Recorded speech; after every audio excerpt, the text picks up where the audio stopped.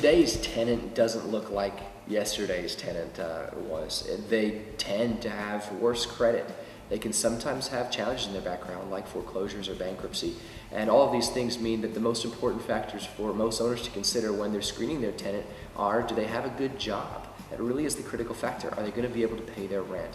You also want to get a good rental reference from their past landlord.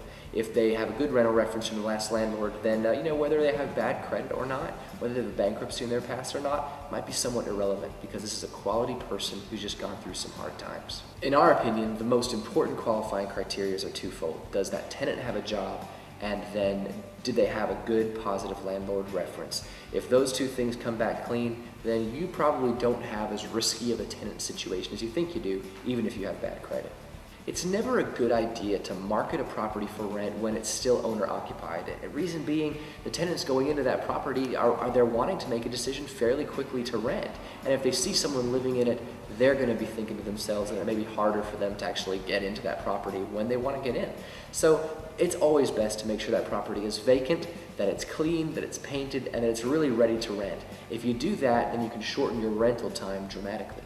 When setting the rent price for a home that we market, it's tough to rely on the owner for the input of where they want price to be, because market is the most important determinant of what the rent price should be.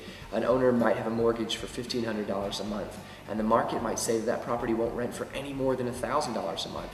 So in today's market, the amount of your mortgage is somewhat irrelevant to what that home will rent for. So you really need to rely on your expert to be able to determine the rent price for your home. Trust that they're trying to get as much as they can because they're paid on the amount of rent they collect. And don't try to make a decision based upon your mortgage. It may not be the most accurate one. Now, if we set that rent price right, and if we found a good quality way to market the property, and we always do at Home Encounter, then a home should not sit vacant for any longer than 30 days. In fact, our average time to rent right now is still around 18 days, which is really fast compared to our competition. So make sure you listen to us when it comes to setting your rent price, and make sure that home is rent ready, and we should have that home filled with a quality tenant in less than a month.